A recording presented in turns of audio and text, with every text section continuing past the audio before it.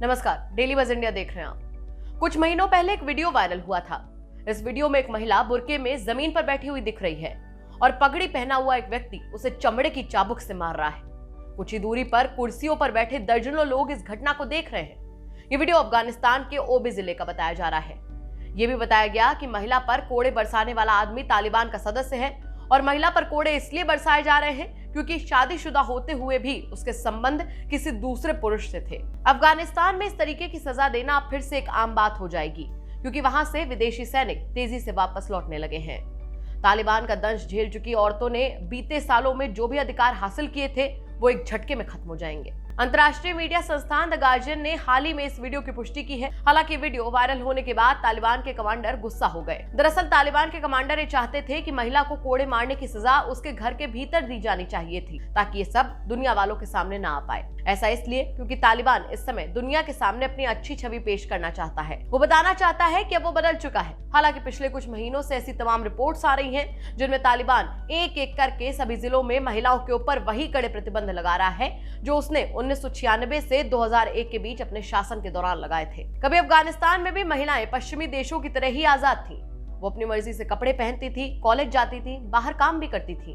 और ये कोई बहुत पुरानी बात नहीं है। 1960 से लेकर 1980 के बीच की ही कुछ फोटोज में आप अफगानिस्तानी महिलाओं को आजादी के साथ जीते हुए देख सकते हैं। लेकिन इसी दौरान अफगानिस्तान में शीत युद्ध का दौर शुरू हुआ।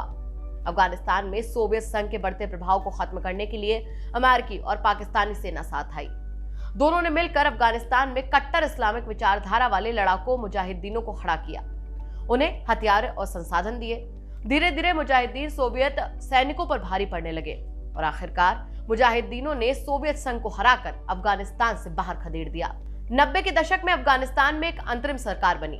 अब मुजाहिदीनों के अलग अलग ग्रुप सत्ता पाने के लिए लड़ने लगे। इस बीच 1994 में अफगानिस्तान के मदरसों में पढ़ रहे छात्रों ने ग्रुप बनाया जिसका नाम रखा गया तालिबान। तालिबान ने कहा कि वो सत्ता के लिए लड़ रहे मुजाहिदीनों के अलग अलग ग्रुप्स को हराकर अफगानिस्तान में इस्लाम का राज कायम करेंगे। फिर देखते ही देखते 1996 में तालिबान ने अफगानिस्तान पर कब्जा कर लिया और ये कब्जा साल 2001 तक रहा। इस दौरान तालिबानियों ने इस्लाम के नाम पर अफगानिस्तान में बेहद बर्बर नियम कानून बना दिए। महिलाओं की हालत बेहद खराब होती चली गई। तालिबानियों ने यह तय कर दिया कि कोई भी महिला बिना पुरुष के घर से बाहर नहीं निकलेगी। यहाँ तक कि किसी पुरुष डॉक्टर से इलाज भी नहीं करवाएगी। उन्हें पूरी तरीके से शरीर को ढकने वाला बुर्का पहनना होगा। साथ ही उनकी शिक्षा और रोजगार पर भी रोक लगा दी गई। तालिबान ने धीरे धीरे आगे बढ़ते हुए अफगानिस्तान के बाहर भी अपना राज कायम करना चाहा। इसके लिए उसने निशाना बनाया अमेरिका को। 11 सितंबर 2001 को अमेरिका की धरती पर अब तक का सबसे बड़ा आतंकी हमला हुआ। इस हमले में नाम आया ओसामा बिन लादेन का। जांच में पता चला कि लादेन को तालिबान का संरक्षण मिला था। अमेरिका ने तालिबान से लादेन को उसे सौंपने के लिए कहा, लेकिन तालिबान ने मना कर दिया। इस पर अमेरिका ने अपनी सेना अफगानिस्तान में भेज दी। युद्ध शुरू हो गया और फिर देखते ही देखते अफगानिस्तान में तालिबान का नियंत्रण खत्म हो गया। अफगानिस्तान में अमेरिकी सैनिकों के आने के बाद यहाँ कुछ समय के लिए फिर से नया दौर शुरू हुआ। 2004 में अफगानिस्तान का संविधान बनाया गया जिसमें महिलाओं को कई अधिकार दिए गए। अफगानिस्तान में चुनाव भी हुए और चुनाव के आधार पर ही नई सरकार बनी। तालिबान का राज खत्म होने के बाद यहाँ महिलाओं की स्थिति एक बार फिर से सुधरने लगी।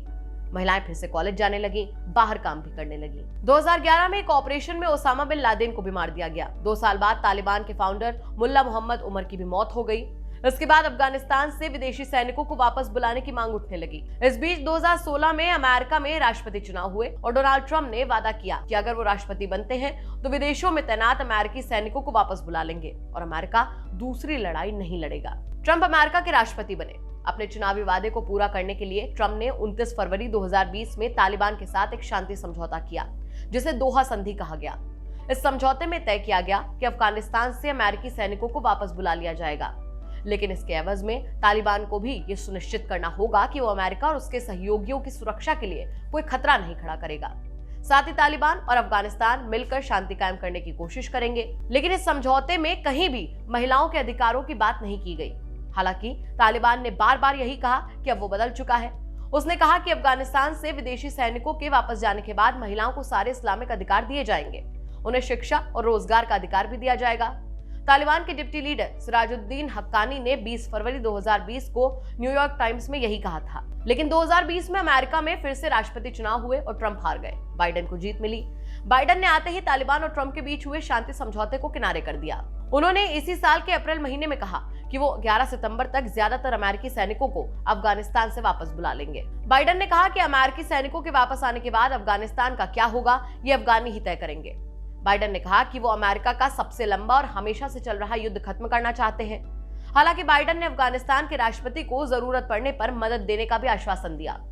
तालिबान ने वादा तो ये किया था कि अब वो बदल चुका है और वो महिलाओं को सारे अधिकार देगा, लेकिन जैसे जैसे अफगानिस्तान की धरती से विदेशी सैनिक वापस जाने लगे वैसे वैसे महिलाओं के खिलाफ हिंसा और अत्याचार भी बढ़ता चला गया। इस हिंसा में कईयों की जानें भी चली गई। इसी साल के जनवरी महीने में अफगानिस्तान सुप्रीम कोर्ट की 2 महिला जजों को मौत के घाट उतार दिया गया। उसके बाद जलालाबाद में 3 महिला पत्रकारों की हत्या कर दी गई। फौजिया कूफी, जो कि अफगानिस्तान सरकार की तरफ से शांति समझौते में शामिल थी, उन्हें भी गोली मार दी गई, लेकिन उनकी जान बच गई। न्यूयॉर्क टाइम्स की रिपोर्ट के मुताबिक साल 2020 में अफगानिस्तान में इस तरीके की करीब 136 हत्याएं हुई। अब अफगानिस्तान में महिलाओं की क्या हालत है, इस बारे में बात करते हुए महिला अधिकार कार्यकर्ता हलीमा सलीमी ने द गार्डियन को बताया कि हम जानते हैं कि तालिबान बिल्कुल भी नहीं बदला है। मेरे जैसे एक्टिविस्टों के साथ साथ आम महिलाओं को पूरी तरीके से नजरबंद कर दिया गया है। तालिबान ने आदेश दिया है कि महिलाएं पूरा बदन ढकने वाला बुर्का पहने।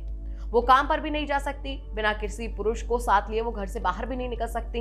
तालिबान उन महिलाओं को बुरी तरीके से पीट रहा है जिन्हें वो अकेले पा लेता है। यहाँ तक कि दुकानदारों को आदेश दिया गया है कि वो अकेली महिलाओं को कोई भी सामान ही ना दे। वहीं अफगानिस्तान के ओबे से भागकर गई एक महिला ने द गार्डियन को बताया कि ऐसी महिलाएं जिनके घर में कोई पुरुष नहीं है, उन्हें ये बात तालिबान को बतानी होगी। फिर तालिबान उसके लिए एक मैप बनाएगा। महिलाओं को उसी मैप के अनुसार चलना होगा। महिलाओं के ऊपर पूरी नजर रखी जाएगी। इस महिला ने यह भी बताया कि तालिबान के फिर से आते ही हर छोटी छोटी बातों पर लोगों को पीटा जाता है। छोटे मोटे अपराधों के लिए भी शरीर के अंग काटने जैसी सजा दी जा रही है। अब अफगानिस्तान में सुरक्षा बल और तालिबान के बीच लड़ाई निर्णायक दौर में चल रही है। तालिबान से युद्ध में कमजोर पड़ रहे 1000 से ज्यादा सैनिक पड़ोसी देश तजाकिस्तान भाग गए। तालिबान ने जून महीने में ही अफगान सुरक्षा बलों से करीब 700 ट्रक और हथियार छीन लिए हैं। अब जरा सोचिए कि जिस देश में सुरक्षा बल ही सुरक्षित नहीं है, उस देश की महिलाओं के क्या हालात होंगे। तालिबान ने कजाकिस्तान की सीमा से लगे 6 जिलों पर कब्जा कर लिया है। तालिबानियों का इरादा साफ है कि किसी भी कीमत पर पूरे सूबे को अपने कब्जे में ले लिया जाए। तालिबानियों को पाकिस्तानी आतंकियों का भी पूरा समर्थन मिल रहा है। अफगान सेना के मेजर जनरल हिबातुल्लाह अलीजाई ने कहा कि तालिबानी आतंकियों के साथ साथ पाकिस्तानी भी अफगान सेना से युद्ध कर रहे हैं।